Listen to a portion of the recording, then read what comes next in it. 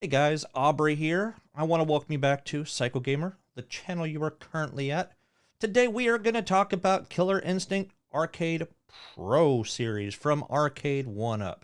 Yes, I know I didn't go over it last week when they actually had their announcement, but I wasn't at home, so I wasn't really able to make the video like I wanted to. So, unfortunately, I wasn't able to do it there. But today we are going to talk about it. We are also going to do kind of a comparison and contrast between the two actual cabinets, the regular Killer Instinct Arcade and the Killer Instinct Arcade Pro series. But before we head into the video, make sure you hit that like and subscribe, guys. I appreciate you coming and checking this out. And stay tuned. We're going to talk some Killer Instinct right after this.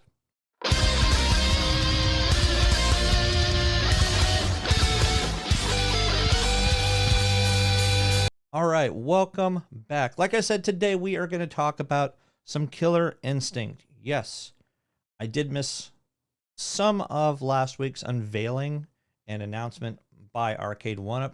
It is kind of funny, though, that they accidentally leaked it in an email just earlier in the day before they actually had this. So the secret was kind of out already at that point.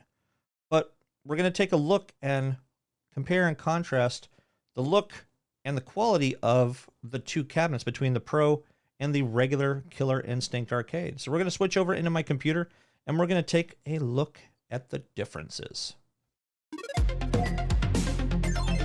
All right, as you can see, we are looking at the Killer Instinct Arcade Pro cabinets. Now, Pro's on the left, regular is going to be over here on the right. First thing that you can tell just by looking physically at them is the design of the actual cabinet. Now you can see on the original cabinet over here, you do have an actual riser here, whereas the new one does not need a riser. It is going to be one solid piece going all the way up as opposed to multiple pieces that you are kind of putting together. The front is going to be one solid piece as well, as opposed to having, well, not. They are both going to still have the coin doors. Now, one cool thing that is on the new one, on the Pro, is that the actual coin door actually lights up. And you can actually push the buttons. And I think they said that actually kind of works as like you're putting a coin into the actual cabinet, which a lot of people are and would really be missing.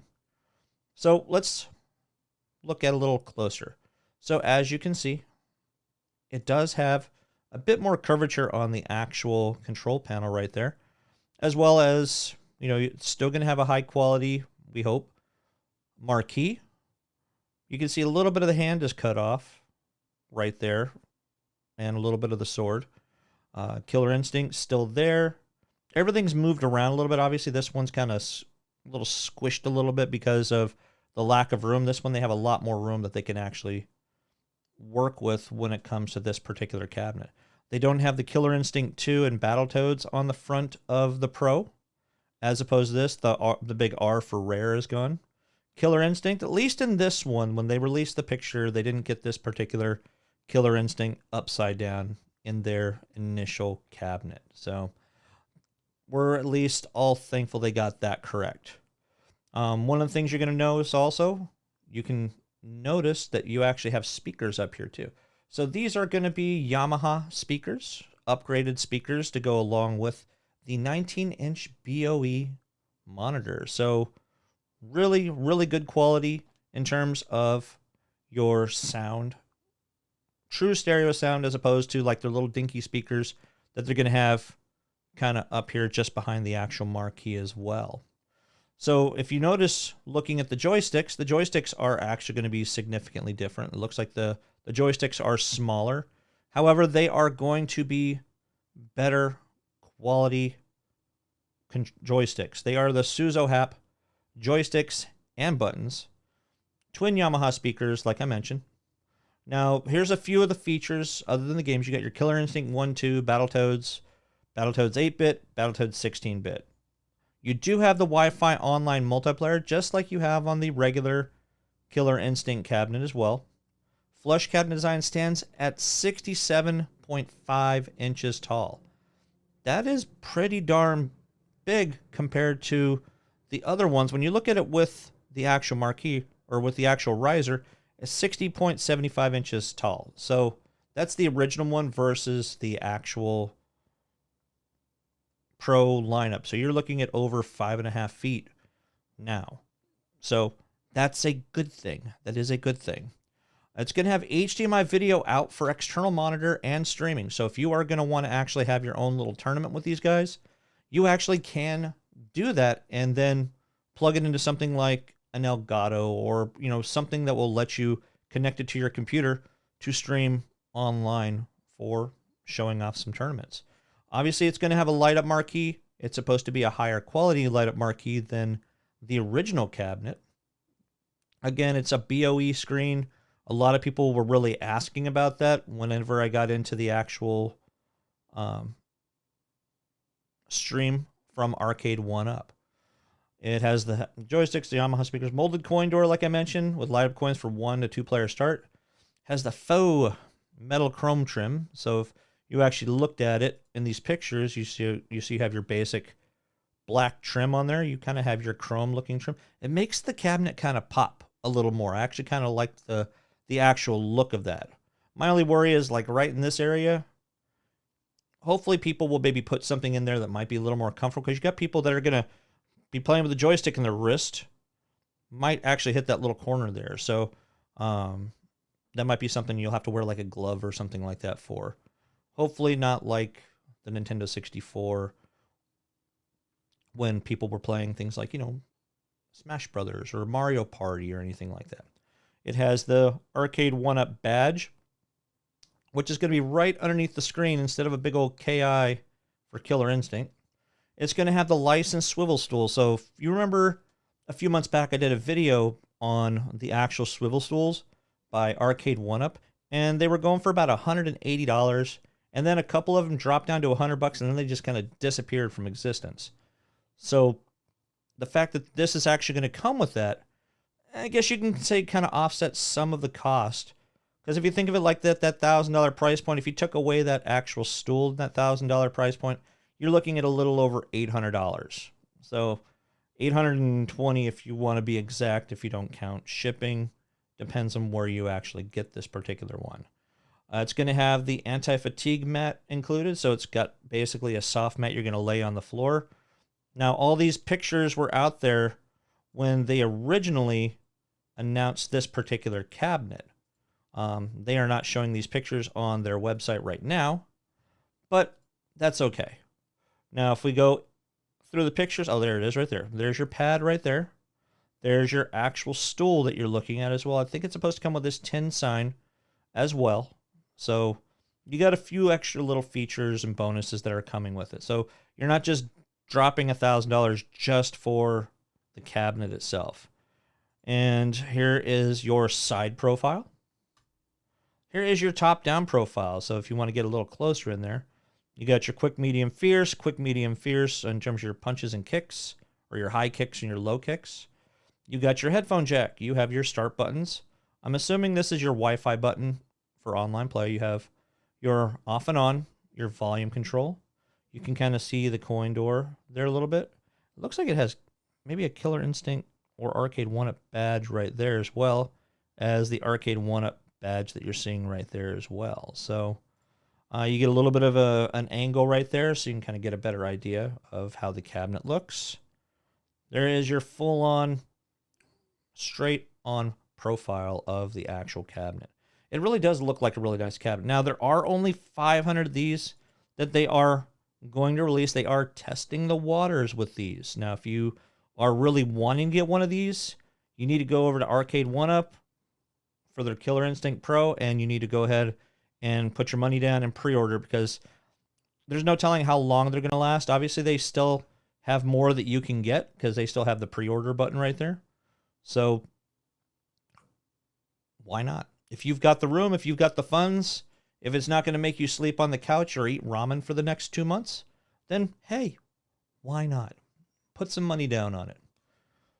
What are some of these other things that they have on here? 19-inch screen, anti-tip over strap, assembled dimensions, licensed tin sign. So the sign's about 1.5 by 2 feet. So that's actually pretty decent sized.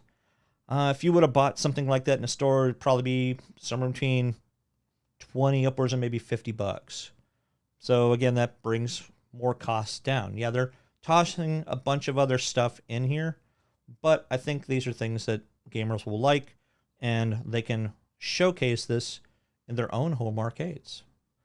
I don't necessarily need to read all of this. It's going to basically go over some of the features. This is a 19-inch IPS monitor, Yamaha speakers for retro gaming control freaks, features upgraded joysticks and buttons from SuzoHap, and more generous spacing between components that improves precision. So at least with having a 19-inch screen, the control deck is spread out a little bit more so that you're not sitting on top of each other, literally, to actually play this particular game. So I don't know. I don't have $1,000 laying around, so I'm not going to be able to get it. I know that much. So what about you guys? Do you guys think this is worth it? Once you actually take away cost of all those other extras, do you think that this cabinet is worth literally maybe about the $750, $800 they're technically asking for? I don't know. I don't know if I would really want to spend $1,000 on this. Now, if I had $1,000 to spend, I might actually try to find the actual original cabinet. Granted, yeah, it's not going to have multiple games like what we're going to have with this particular one, but I think it's important to think about what you're actually getting with this based off of what Arcade1up has released in the past, which, you know, you're looking at very thin particle board and not the best of quality components, but this does allow us as gamers, as arcade enthusiasts, to actually do upgrades and modifications and make the cabinets as we want. Do we want to spend $2,000 and $3,000 on one single cabinet before you start doing upgrades and mods and things like that? No, it's definitely not worth it for a lot of us. But, you know, that's where this hobby is really, really cool. You could get yourself a whole room or a whole basement and make a whole arcade in your own home. Or you can buy one cabinet like this one if you want, or something like the Ninja Turtle one behind me, and mod the snot out of it. Put a whole new control deck, put a whole new little computer inside, a little Raspberry Pi, and put 1 billion games on it. How many of those are you actually going to play? You're probably not going to play all of them ever. So, but that's going to do it for today, guys. I hope you guys liked the information. I appreciate you coming out as always. Now, one game that did come out this past week that I actually have been playing a bit of, I actually have been playing the new Call of Duty Modern Warfare 2. Yes, I'm sorry. I actually have gotten into it, and I actually like the online play. Now, I wasn't a fan of Warzone, just the basic online play, but if you play the more current maps, there's not a large selection of new maps, I'm going to be honest with you. A couple of them are kind of stale and very plain. I do miss shooting things in the games and having, you know, glasses and cans and things like that flying off of things like other games we played in the past, like your Battlefield type games. But it's still a fun game. I watched some Dr. Disrespect earlier, and, you know, he was having a good old time, but he was getting a little grumbly as well, but he's always kind of grumbly when it comes to some stuff. So, that's all.